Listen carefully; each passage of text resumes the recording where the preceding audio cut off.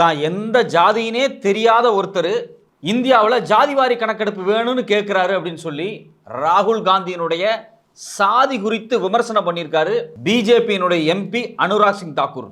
இவர் வெறும் பிஜேபியினுடைய எம்பி மட்டும் கிடையாது, மோடியினுடைய 2வது ஆட்சியில மினிஸ்டராகவும் இருந்தவர். ஒரு முன்னாள் மினிஸ்டர் இந்திய பாராளுமன்றத்தில் நின்று ராகுல் காந்தியை பார்த்து நேருக்கு நேராக அவரை அசிங்கப்படுத்துற மாதிரி அவரை ஒரு ஜாட சொல்லி பேசுறாரு. நீங்க எந்த ஜாதினே தெரியாது, ஆனா நீங்க சாதிவாரி கணக்கெடுப்பை பத்தி பேசுறீங்களா அப்படிங்கிறாரு. இந்த பிரச்சனை எங்க துவங்குது முதல்ல அப்படின்னா, ராகுல் காந்தி எல்லா இடத்துலையும் திரும்ப திரும்ப திரும்ப ஒரு விஷயத்தை சொல்லிட்டே இருக்காரு, சாதிவாரி கணக்கெடுப்பு நடத்தணும் அப்படின்னு.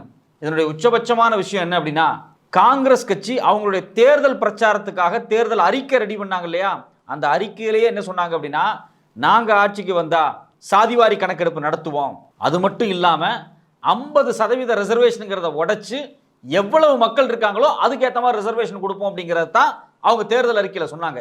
இதை கண்டு தாங்க பிஜேபி மிரண்டு கிடக்கு. இந்த தேர்தல் அறிக்கை வந்த உடனே மோடி தலைகீழா பேச ஆரம்பிச்சார். அது வரைக்கும் பார்த்தீங்கன்னா விஷன் 2024 இந்தியாவை பல ட்ரில்லியன் எக்கானமியா மாற்றணும் இப்படின்னு எல்லாம் பேசிட்டு இருந்தார் தேர்தல் பிரச்சாரத்தப்ப. காங்கிரஸ் கட்சிக்காரங்க அவங்களுடைய தேர்தல் அறிக்கையை முன் வச்சாங்க, நாங்கள் ஜெயிச்சுட்டா கண்டிப்பாக ஜாதிவாரி கணக்கெடுப்பு நடத்துருவோம், எவ்வளோ உயர் ஜாதி இருக்காங்க, எவ்வளோ ஓபிசி மக்கள் இருக்காங்க, எவ்வளோ எஸ்சி எஸ்டி மக்கள் இருக்காங்க, மக்கள் தொகை எவ்வளவு இருக்கோ அதன் அடிப்படையில் ரிசர்வேஷனை மாற்றிடலாம். இப்போ 50% அப்படின்னு ஒரு லிமிட் இருக்கு, அந்த லிமிட்டை உடைச்சிடலாம் அப்படின்னு சொல்லி தான் அவங்களோட ஐடியா இருந்துச்சு. தேர்தல் அறிக்கையில் அதுதான் வெளிப்பட்டுச்சு. இதை பார்த்த உடனே மோடிக்கு கைகாலெலாம் உதறிடுச்சு. காலங்காலமாக பார்த்தீங்க அப்படின்னா இந்த BJP, Jana Sangh, Hindutva, RSS, VHP, Bajrang Dal இவங்களுக்கு எல்லாத்துக்குமே சாதிவாரி கணக்கெடுப்பு ரிசர்வேஷன் அப்படின்னா கைகாலெலாம் நடுங்க ஆரம்பிச்சிடும். ஏன் அப்படின்னா அடிப்படையிலேயே பார்த்தீங்க அப்படின்னா ஆர்எஸ்எஸ்ஸாக இருக்கட்டும், இல்லை ஜனசங்கா இருக்கட்டும், இல்லை பாஜகவாக இருக்கட்டும், இவங்க எல்லாருமே பார்ப்பன பனியா சக்திகள். அதாவது முழுக்க முழுக்க இந்த இந்துத்துவ அமைப்புகளை வளர்த்தெடுக்கிறதுக்கு யார் பணம் கொடுத்தது அப்படின்னா குஜராத்தி பனியாக்கள். இந்த அமைப்புகளினுடைய தலைமை பொறுப்பில் இருக்கிறது யாருன்னு பார்த்தீங்கன்னா பிராமணர்கள். காந்தியை சுட்டு கொன்னது யாரு? கோட்சே. அவர் ஒரு பிராமணர். அவர் எந்த மாநிலத்தை சேர்ந்தவர்? மகாராஷ்டிரா மாநிலத்தை சேர்ந்த ஒரு மராத்தி பிராமணர். ஆர்எஸ்எஸ் அமைப்பும் மகாராஷ்டிராவில் நாக்பூரில் துவங்கப்பட்டது தான். மகாராஷ்டிராவில் இருக்கக்கூடிய சித்பவன் பிராமணிகளால் இன்னைக்கு வரைக்கும் கட்டுப்பாட்டில் வச்சிருக்கக்கூடிய ஒரு அமைப்பு எது அப்படின்னா அது ஆர்எஸ்எஸ் இந்துத்துவ அமைப்பு தான். இதே மாதிரி பார்த்தீங்கன்னா இன்னொரு இந்துத்துவ அமைப்பு இந்து மகாசபை. அதில் அன்னைக்கு தலைவராக இருந்தவர் அவர் சாவர்கர். அவரும் மராத்தி பிராமணர் தான். அப்போ இந்த மராத்தி பிராமண குழுவும் குஜராத்தி பனியா குழுவும் ரெண்டு ஒன்னா சேர்ந்து தான் இந்த இந்துத்துவ அரசியலை படிப்படியாக இந்தியாவில் வளர்த்தெடுத்துட்டு வந்தாங்க. அவங்களுக்கு தேவை, அதாவது பிராமணர்களுக்கு தேவை அதிகாரம். அதே மாதிரி பனியாக்களுக்கு என்ன வேணும்? பணம், நிறைய சம்பாதிக்கணும். ஆட்சி அதிகாரத்தை கையில் வச்சிருந்தா இந்தியா முழுக்க பிஸ்னஸ் பண்ணலாம் அப்படிங்கிறதா அவங்களுடைய எண்ணம். இவங்களுக்கு இந்தியா முழுக்க இந்துத்துவ சித்தாந்தத்தை பரப்பணும், இவங்களுக்கு இந்தியா முழுக்க பிஸ்னஸ் தான் கட்டுப்பாட்டில் வைக்கணும். இந்த ரெண்டு காம்பினேஷனை தான் தொடர்ச்சியாக பெரியார் சொல்லிட்டு வந்தார். இந்தியாங்கிறதே பார்ப்பன பனியா கூட்டு அப்படின்னாரு. இந்த பார்ப்பன பனியா கூட்டு இந்தியாவில் இருக்கக்கூடிய மற்ற மாநிலத்தினுடைய அதிகாரத்தை, மொழி உரிமையை, மாநில உரிமையை எல்லாத்தையுமே கேள்விக்குட்படுத்திடுவாங்க அப்படின்னு தொடர்ச்சியாக பெரியார் சொன்னார். இன்னைக்கு அதுதான் நடந்திருக்கு. இந்த பார்ப்பன பனியா கூட்டான பாஜக அரசாங்கம் இந்தியாவில் மைய அரசுக்கு வந்த உடனே எந்த மாநிலத்துக்கு அதிகாரம் இல்லாமல் எல்லா மாநில மொழிகளையும் நசுக்கிற மாதிரியான வேலைகளை செய்கிறாங்க. இது நமக்கு எல்லாத்துக்குமே தெரியும். அப்போ இந்த பார்ப்பன பனியாவினுடைய அதிகாரத்தை ஒன்றும் இல்லாமல் பண்ணணும் அப்படின்னா எல்லாத்துக்கும் ஈக்குவலான பொலிட்டிக்கல் ரெப்ரசன்டேஷன் கிடைக்கணும். அதுக்கு முதல்ல எந்தெந்த ஜாதி எவ்வளவு இருக்கு இந்தியாவில் அப்படின்னு தெரிஞ்சுக்கணும் அப்படிங்கிறதா அடிப்படையில் சாதிவாரி கணக்கெடுப்பினுடைய நோக்கம். எல்லா மக்களுக்கும் எல்லா பெனிஃபிட்டும் போய் சேரணும். ஒரு 100 போஸ்டிங் இருக்கு அப்படின்னா அந்த 100 போஸ்டிங்ல உயர் ஜாதிக்காரங்களுக்கு இவ்வளவு போஸ்டிங், ஓபிசி மக்கள் எவ்வளவு இருக்காங்களோ அவங்களுக்கு ஏற்ற மாதிரி அவ்வளவு போஸ்டிங், எஸ்சி எஸ்டி மக்கள் எவ்வளவு இருக்காங்களோ அதுக்கு ஏற்ற மாதிரியான போஸ்டிங். அது கவர்மெண்ட் வேலையா இருந்தாலும் சரி, இல்ல அரசாங்க படிப்பு சம்பந்தமான விஷயங்களா இருந்தாலும் சரி, மற்ற எல்லா விஷயங்களுமே மக்கள் தொகை எவ்வளவு இருக்கோ அதன் அடிப்படையில் ரிசர்வேஷனையே மாற்றி அமைக்கணும் அப்படிங்கிறது பல காலத்தில் இருக்கக்கூடிய டிமாண்டு. இதனுடைய உச்சபட்சமான விஷயம் எது அப்படின்னா 1990களில், அதாவது 80கள் இறுதியில் பார்த்தீங்க அப்படின்னா மத்திய அரசாங்கத்தினுடைய வேலையில் ஓபிசி மக்களுக்கு ரிசர்வேஷன் வேணும், எஸ்சி எஸ்டி மக்களுக்கு ரிசர்வேஷன் வேணும் அப்படின்னு ஒரு பெரிய போராட்டங்கள் நடந்துச்சு. மண்டல் குழு சில பரிந்துரைகளை கொடுத்தாங்க. மண்டல் அப்படிங்கிற ஒரு தலைமையில் அமைக்கப்பட்ட ஒரு குழு இந்த ஓபிசி எஸ்சி எஸ்டிக்கான ரிசர்வேஷன் குறித்தான எல்லா தகவலையும் ஆய்வு பண்ணி டீட்டெயிலாக வெளியிட்டாங்க. இந்த மண்டல் குழுவினுடைய பரிந்துரையை நடைமுறைப்படுத்தக்கூடாது அப்படிங்கிறதுக்காகவே பாபர் மசூதியை இடிச்சு இந்துக்கள் எல்லாம் ஒன்னா இருக்கணும், இந்துக்களுக்கு எதிரி யாரு? முஸ்லீம் தான் அப்படின்னு தொடர்ச்சியா அந்த பாஜக காரங்க பிரச்சாரம் பண்ணாங்க. எல்கே அத்வானிலிருந்து உமா பாரதியிலிருந்து பல பேர் கரச்சேவர்கள்லாம் ஒன்னா சேர்ந்து போய் அந்த பாபர் மசூதி இடிச்சாங்க, எல்லா ஆதாரம் இருக்கு. இன்னைக்கு அதை இடிச்ச இடத்துல ராமர் கோயிலையும் கட்டிட்டாங்க. அப்போ ஓபிசிக்கு ரிசர்வேஷன் வேணும், எஸ்சி எஸ்டிக்கு ரிசர்வேஷன் வேணும் சென்ட்ரல் கவர்மெண்ட் உத்தியோகத்துல கேட்கும்போது பாபர் மசூதி இடிக்கிற ப்ரோக்ராமை கொண்டு வந்து பாபர் மசூதி இடிச்சுட்டு மிகப்பெரிய கலவரத்தை உருவாக்கி இந்தியா முழுக்க ரத யாத்திரையெல்லாம் பண்ணிட்டு இருந்தார் யாரு? எல்கே அத்வானி. அப்போ நாமெல்லாம் இந்துக்கள் அப்படின்னு சொல்லி இந்துக்களை ஒற்றுமையாக்குறன்னு சொல்லி, ஆனா பார்ப்பன பனிய அதிகாரத்தை தக்க வைக்கிறதுக்காகவே இந்த சூழ்ச்சி வேலையை இவங்க செஞ்சாங்க. பிற்பாடு இதெல்லாம் அம்பலமாச்சு. இது மாதிரியான நாசகர செயல் இந்தியாவில் நடக்கக்கூடாது அப்படிங்கிறதுக்காக தான் சாதிவாரி கணக்கெடுப்பு நடத்தப்படணும், அதன் அடிப்படையில் ரிசர்வேஷன்கள் மாற்றி அமைக்கப்படணும் அப்படிங்கிறது பல காலமாக இருக்கக்கூடிய ஒரு டிமாண்டு.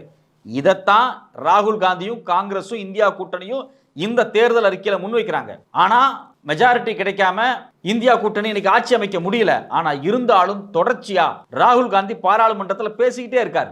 சாதிவாரி கணக்கெடுப்பு நடத்தணும், நீங்க இப்ப போட்டிருக்கக்கூடிய பட்ஜெட் 93% மக்கள், அதாவது ஓபிசி எஸ்சி எஸ்டி மக்களுக்கு உகந்ததா இல்லை அப்படின்னு பாராளுமன்றத்தில் பேசுறாரு.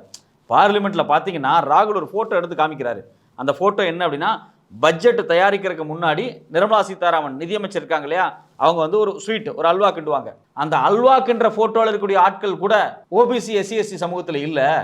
அப்போ பட்ஜெட்ல அல்வா கிண்டும் போதும் ஓபிசி எஸ்சி எஸ்டி இல்லை, அந்த பட்ஜெட்லயும் ஓபிசி எஸ்சி எஸ்டிக்கு எந்த வேலையும் இல்லை அப்படிங்கிறத ராகுல் காந்தி வெளிப்படையா பாராளுமன்றத்தில் கர்ஜித்தார். தொடர்ச்சியா எங்க போனாலும் ராகுல் காந்தி என்ன சொல்லிட்டு இருக்காரு அப்படின்னா, சாதிவாரி கணக்கெடுப்பு நடத்தணும், ரிசர்வேஷனுடைய லிமிட்டை மாற்றி அமைக்கணும், எல்லாத்துக்கும் எல்லாம் கிடைக்கணும், இந்தியாவில் ஒரு மிகப்பெரிய சமூக நீதி மாற்றம் ஏற்படணும் அப்படின்னு அவர் பேசிக்கிட்டே இருக்காரு. இதை பொறுத்துக்க முடியாத இந்துத்துவா சக்திகள், இந்த அனுராக் சிங் தாக்கூர் மாதிரியான எம்பிக்கள் முதல்ல நீ என்ன ஜாதி அப்படின்னு ராகுல் காந்தியவே அசிங்கப்படுத்துற மாதிரி, ராகுல் காந்தியினுடைய ஜாதியை சொல்லு அப்படின்னு தெரிஞ்சுக்கிற மாதிரி, அவர் சாதியே இல்லாத ஒரு ஆளு, அவர் இந்துவே கிடையாது, அவர் வேறொரு மதத்துக்காரர் அப்படின்னு அவர் வேற ப்ரொஜெக்ஷன் பண்றதுக்காகவே அனுராக் சிங் தாக்கூர் கேட்கிறாரு. இதே அனுராக் சிங் தாக்கூர் ஒரு காலத்தில் என்ன சொன்னார் அப்படின்னா, இதே ராகுல் காந்தியை ஒரு மகாராஜா அப்படின்னாரு. மகாராஜான்னு அவர் ஏன் சொல்றாரு அப்படின்னா, நேரு பரம்பரையிலிருந்து வந்தவர், வாரிசு அரசியல் அப்படின்லாம் பேசினார். முதல்ல இந்த அனுராக் சிங் தாக்கூர் யாரு? அவங்க அப்பா யாரு தெரியுமா? ஹிமாச்சல் பிரதேசனுடைய முன்னாள் சீஃப் மினிஸ்டர் பிரேம்குமார் துமாலாவினுடைய பையன். நாம என்ன கேட்கிறோன்னா, உங்க அப்பாவே முதலமைச்சராக இருந்தாரு, நீயே ஒரு குடும்ப அரசியல் தான் பண்ணிக்கிட்டு இருக்க, உங்க அப்பாவே ஹிமாச்சலுக்கு முன்னாள் முதலமைச்சராக இருந்தவர், நீங்களே பார்த்தீங்கன்னா ஒரு வாரிசு தான், நீங்க பண்றதே வாரிசியல் அரசியல் தான். ஆனா நீங்க ராகுல் காந்தியை மகாராஜர், பெரிய வந்து அரண்மனை குடும்பத்திலிருந்து வந்தவர், வாரிசு அரசியல் நீங்க எதுக்கு சொல்றீங்க? இந்த அனுராக் சிங் தாக்கூர் மேல பல விஷயங்கள் இருக்கு. நீங்க 2020 பார்த்தீங்கன்னா குடியுரிமை திருத்த சட்டத்துக்கு எதிராக போராட்டம் நடந்துச்சு. அந்த போராட்டம் நடந்துட்டு இருக்கும்போது பார்த்தீங்கன்னா சில தேர்தல் பிரச்சாரங்கள்லாம் போயிட்டு இருந்துச்சு. அந்த தேர்தல் பிரச்சாரத்தை போய் நின்றுக்கிட்டு ஜனநாயக ரீதியாக போராடிட்டு இருக்கக்கூடிய மாணவர்களையும் இஸ்லாமிய மக்களையும் தீவிரவாதிகள் தீவிரவாதிகள் தீவிரவாதிகள்னு பேசிக்கிட்டே இருந்தார். இவர் தீவிரவாதிகள்னு சொல்லுவார், கூட்டத்தில் கூடிய பிஜேபிக்காரன் என்ன சொல்லுவானா, அவங்கள சுடணும் கத்துவான். கடைசியில் என்ன நடந்துச்சு? ஒருத்தன் கையில் துப்பாக்கி எடுத்துட்டு டெல்லியில் ரோட்டில் போய் அங்கே போராடிட்டு இருக்க மக்களை சுட்டான். அவன் யாரு? அவன் ஆர்எஸ்எஸ் இந்துத்துவாக்காரன். அவனை யார் தூண்டி விட்டது? இவர் தான் தூண்டி விட்டார். இவரோட பேச்சு தான் தூண்டி விட்டுச்சு. இவர் அப்போ என்னவா இருந்தார்? மினிஸ்டரா இருந்தார். என்ன மினிஸ்டரா இருந்தார்? யூத் அண்ட் ஸ்போர்ட்ஸ் அஃபேர்ஸ் மினிஸ்டரா இருந்தார். அப்போ பாஜகவில் மினிஸ்டரா இருந்த ஒருத்தர் இவ்வளவு வன்மமா பேசி ஒரு குரூப்பை தூண்டி விட்டு அவங்க துப்பாக்கி சூடே நடத்தியிருக்காங்க. இவ்வளவு மோசமான வேலையை கடந்த காலத்தில் செஞ்ச இந்த அனுராக் சிங் தாக்கூர் தான் இன்னைக்கு பாராளுமன்றத்தில் வந்து நின்றுக்கிட்டு ஜாதி பேரே தெரியாதவன், ஜாதியை தெரிஞ்சுக்கிறதுல என்ன பெருமைன்னு கேட்குறேன். ராகுல் காந்தி எந்த ஜாதியா வேணாலும் இருந்துட்டு போறாரு, அவர் என்ன கேள்வி கேட்கிறார் அந்த கேள்விக்கு பதில் சொல்லு. கேள்விக்கு பதில் சொல்றதுக்கு உனக்கு எந்த திராணியுமே இல்லாதனால ராகுல் காந்தியை பார்த்து நீ எந்த ஜாதின்னு கேட்குற. இது மட்டும் இல்லாமல் இவர் பேசுனதே தப்பு. இது ஒரு அன்பார்லிமெண்ட்ரி வேர்டு. பாராளுமன்றத்தில் நின்றுட்டு நீங்கள் கேவலமாக பேசுறீங்க. இதை வந்து பாராளுமன்ற அவை குறிப்பிலிருந்து சபாநாயகர் நீக்கிட்டார், நல்ல விஷயம். ஆனால் இந்த வீடியோவை எடுத்து நரேந்திர மோடி அவரோட ட்விட்டரில் போட்டு இதை கேளுங்கன்னு போட்டிருக்காரு. இதை விட கேவலம் இந்த நாட்டில் வேற ஏதாவது இருக்குமா? நீங்கள் ஒரு நாட்டோட பிரதமர், எதிர்க்கட்சி தலைவர், மக்களால் தேர்ந்தெடுக்கப்பட்ட எதிர்க்கட்சி தலைவர். அவர் கையில் கிட்டத்தட்ட 200+ எம்பிக்கள் அவருக்கு ஆதரவாக இருக்கிறாங்க. நியாயமான கோரிக்கையை பாராளுமன்றத்தில் கேட்குறாரு. ஒரு பட்ஜெட் வருது, அந்த பட்ஜெட்டில் இந்தியாவின் பெரும்பான்மை மக்களாக இருக்கக்கூடிய ஓபிசி மக்களுக்கும் எஸ்சி எஸ்டி மக்களுக்கும் எதுவும் இல்லைன்னு சொல்கிறாரு. அவரை ஒருத்தர் கொச்சையாக பேசுகிறார் உன் கட்சிக்காரர்.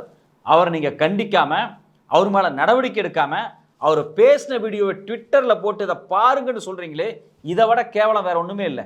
இதெல்லாம் ஒரு பிரதமருக்கு அழகா? இந்திய ஜனநாயகத்துக்கே மிக மிக விரோதமான ஒரு செயல் இது. பாராளுமன்றத்தில் நடந்த ஒரு கேவலமான செயலை ஒரு நாட்டோட பிரதமர் எப்படி ஷேர் பண்ணலாம்? ராகுல் காந்தி எந்த ஜாதினே தெரியாத, அவருக்கு எந்த அட்ரஸுமே கிடையாது, எந்த பூர்வீகமே கிடையாதுன்னு ஒருத்தர் கொச்சப்படுத்துறாரு. இந்தியாவுக்கு சுதந்திரம் வாங்கி கொடுத்த காந்தியும் நேருவும் யார்? இந்திய சுதந்திர போராட்டத்தில் 11 வருஷம் ஜெயிலில் இருந்த ஜவஹர்லால் நேரு, தன்னுடைய சொத்து உடைமைகள் எல்லாத்தையும் இந்த நாட்டுக்காக கொடுத்த நேரு ஒரு காஷ்மீரை சார்ந்த பண்டிட், அதாவது ஒரு காஷ்மீர் பிராமண சமூகத்தை சார்ந்தவர். அவர் ஒரு பிராமணராக பிறந்திருந்தாலும் இந்த நாட்டுக்காக, இந்த மக்களுக்காக 10 வருஷத்துக்கு அதிகமாக ஜெயிலில் இருந்து சுதந்திரத்துக்காக போராடி இருக்காரு. இந்த நாடு 1947 விடுதலை அடையும் போது இந்த நாட்டுக்கு பிரதமராக வரணும்னு காந்தியால தேர்வு செய்யப்பட்ட ஒரே நபர் நேரு மட்டும்தான். மிகச்சரியாக காந்தியார் அடையாளப்படுத்தப்பட்ட நபர். நேரு மாதிரியான ஒரு லிபரல் இந்த இந்தியாவை உருவாக்கும் போது, இந்த இந்தியாவுக்கு சுதந்திரம் கிடைச்ச முதல் பிரதமராக வரும்போது இந்த நாடு எவ்வளவு பெரிய பஞ்சத்தில் இருந்துச்சு. அவ்வளவு பஞ்சத்தையும் சமாளிக்கிறதுக்காக பல நாடுகளுக்கு கடிதம் எழுதி கையேந்தி காசு வாங்கி இங்கே சோறு போட்டிருக்காரு. இந்தியாவில் திட்டக்குழுவை உருவாக்கியிருக்காரு.